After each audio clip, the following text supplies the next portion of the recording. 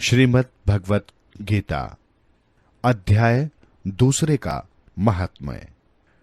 नारायण जी कहते हैं, हे लक्ष्मी जी, आप श्रवण कर दक्षिण देश में एक पूर्ण नाम का नगर था। वहां देव सुशर्मा बड़ा धनपात्र रहता था। वो साधु सेवा करता था।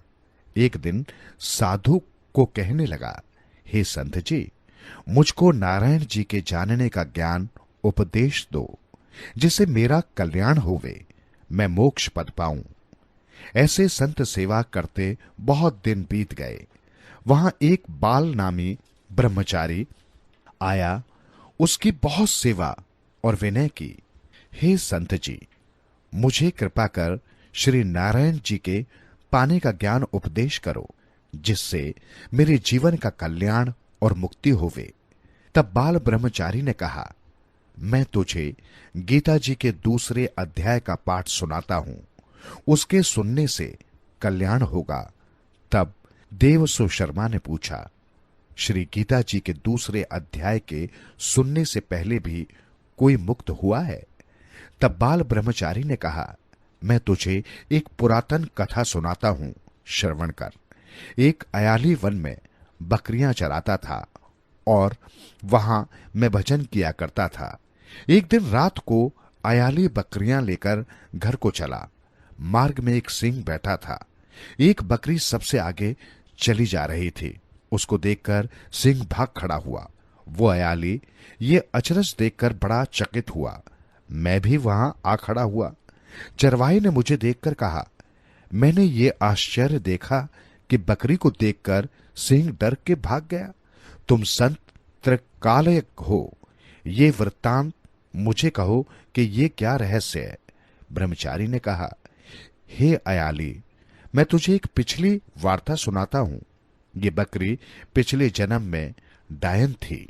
जाति इसकी सुंदर थी। जब इसका भर्ता मर गया तब ये बड़ी डैन हो गई। जिसे सुंदर लड़के को देखती उसको खा लेती। और सिंह पिछले जन्म में फंदक था। वो पक्षी पकड़ने बाहर गया और डायन भी वन को गई थी। वहां डायन ने उस फंदक को खा लिया। अब वही फंदक सिंह हुआ है और वो डायन ये बकरी हुई। सिंह को पिछले जन्म की खबर है, इसलिए बकरी को देखकर सिंह ने जाना कि अब भी मुझे खाने आती है।